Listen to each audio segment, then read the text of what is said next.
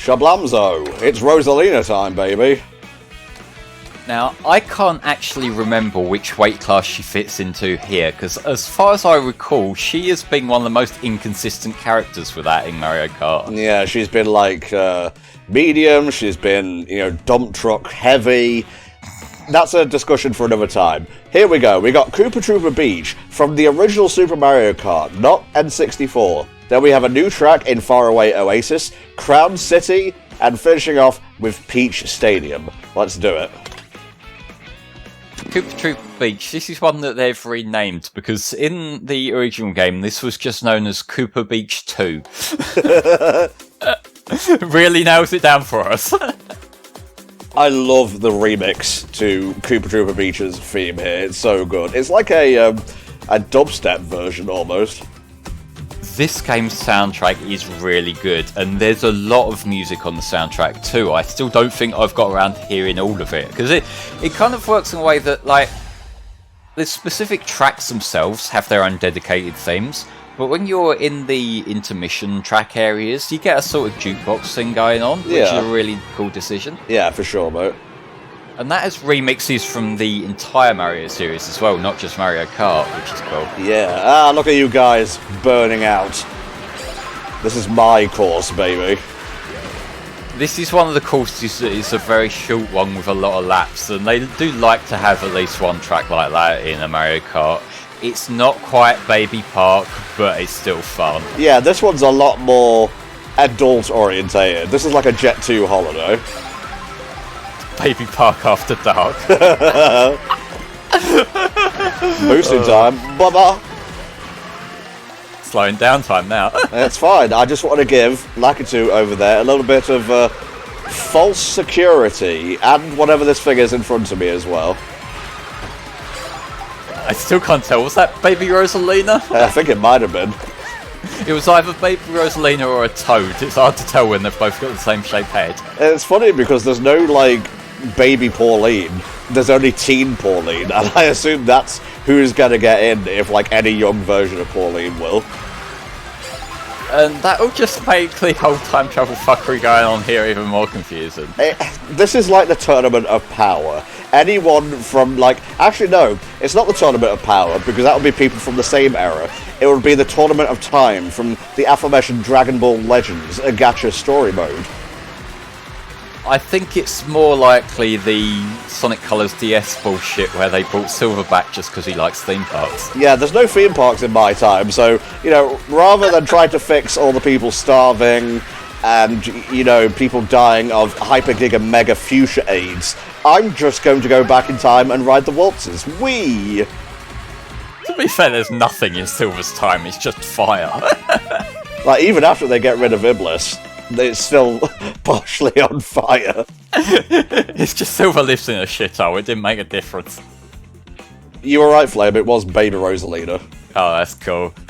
My past is trying to catch up with me. It was the helmet shape throwing me off. Although, we know it was a helmet because it wasn't fleshy, don't we? Toad discourse. It's what's for dinner. Alright, time for a new track here, and it's safari themed. Got a similar kind of vibe to it, to the dinosaur track that also made a comeback, but it's a bit different of a feel too. You basically just said it's similar to another thing, except where it's not. Yeah, that's about as far as my analysis goes, Tom. You've known me for how long? Maybe too long. Mine? It's the pizza! Touring. The touring outfit. This one's cool. Yeah. Goodbye.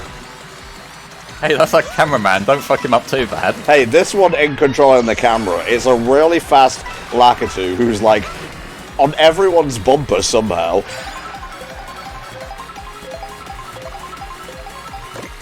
What is the music right now? I don't know, but it's hype. Do. Oh, this is a... Well, okay, now it's my turn to make useless commentating. I think this is a Mario track. Really? Shut the fuck up. Go on, you... I just can't recall what game it's from, okay? All I can think of is the Lion King soundtrack right now. Yeah, that's kind of understandable given what we're looking at here. You got a bit too close to that zebra for my liking there. Well, don't worry about it. We'll get even closer to a zebra in Donkey Kong Bonanza. I mean, literally becoming one. That's kind of a different thing entirely. Indeed. Okay, now we have the track music. We're in it properly now.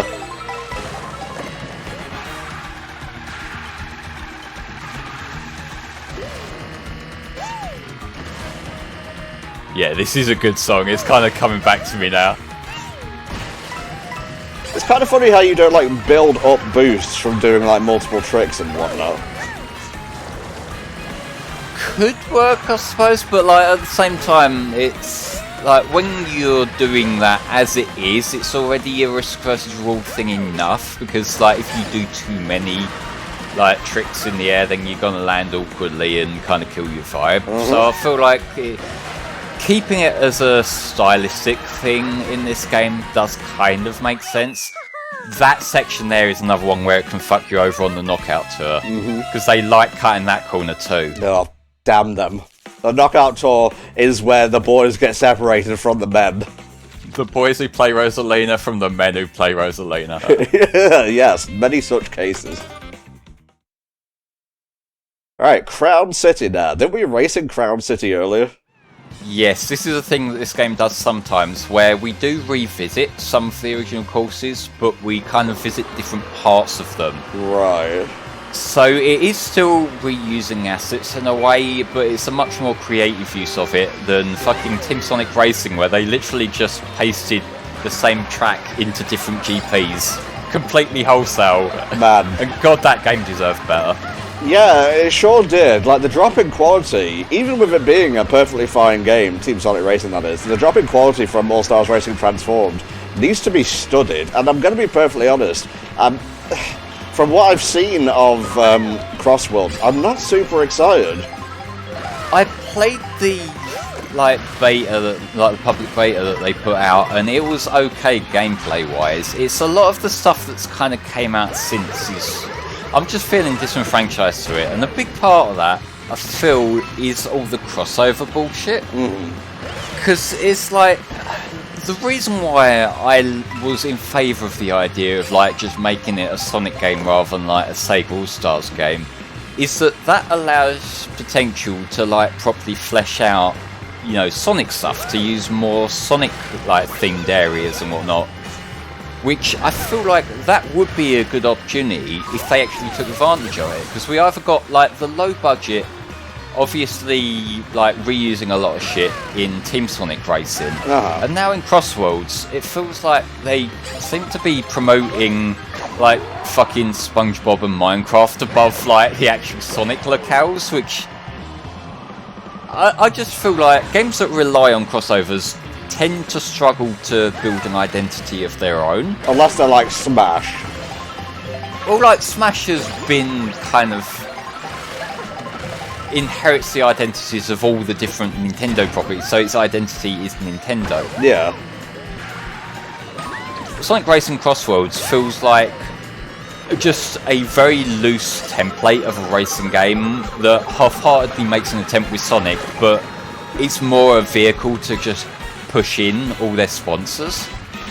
And I know that's a very cynical way of looking at it, but it's also a very hard to argue way of looking at it. I agree. We'll see what the reviews have to say when it comes out, but I'm probably not going to pick that up at launch, mostly because I prefer to play on Switch 2, and for whatever reason they don't have a Switch 2 port ready to go.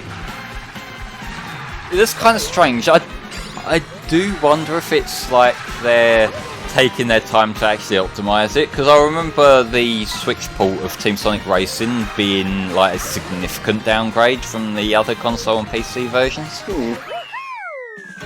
All that aside, why has this particular cut been so much easier than the 3 before it?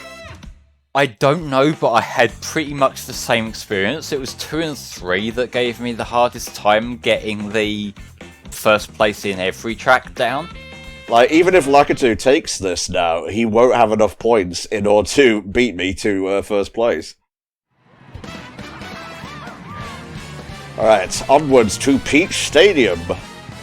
This is the first time we're seeing this version of Peach Stadium. This is another one that will get reused later. Kaboom! Off we go! Course ahead? Boy, I sure hope so. I mean, it'd be kind of weird if it wasn't, when we were just driving down this street all the time. Oh, that's the Mario Kart 8 theme right there. Da-da-da. Oh, ah! As someone who, most of my time playing the Wii U was spent playing Mario Kart 8, and that was like the iconic song from Mario Kart 8 being like the opening track theme and whatnot. I kind of ended up associating this song with that era in general. Yeah, totally, I get it.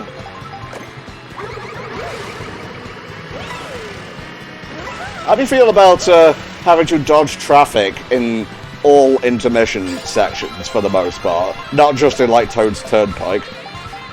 Well, I mean, like, playing Toad's Turnpike for hours on end is pretty much how we experienced Mario Kart 8, wasn't it? Yeah. But, like, I feel like the oncoming traffic is much less egregious here because the tracks themselves tend to be wider. It was really annoying in like the other tracks, like Toad's Turnpike, like the Double Dash one that I can't remember the name of. It's like, in those tracks, it was just like really annoying, and sometimes like a bad cycle with where the other cars were could make or break a race for you.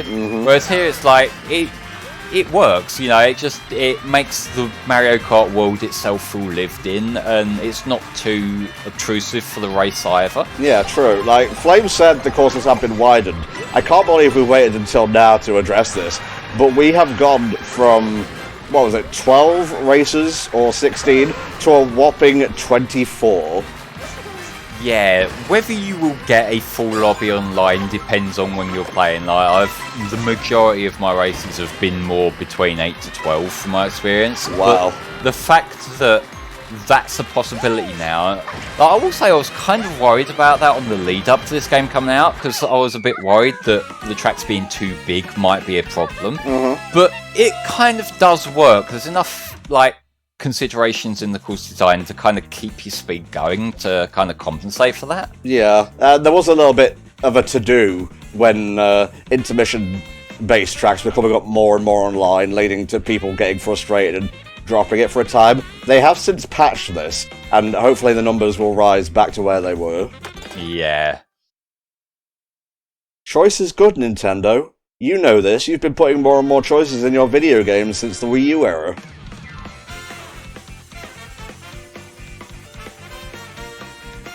Yes, that's it. Stay in third place.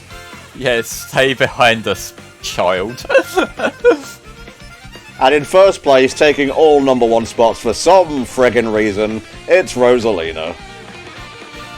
Fine, you won, so you might as well embrace it, even if it was an easier cup. We were able to just have like a completely tangential discussion about Sonic Cross Worlds racing. Don't even get me started on what is it, Eat Their Souls, or whatever, in that fucking theme song. I like the song. I don't. We'll see you all next time for more Mario Kart World Grand Prix shenanigans.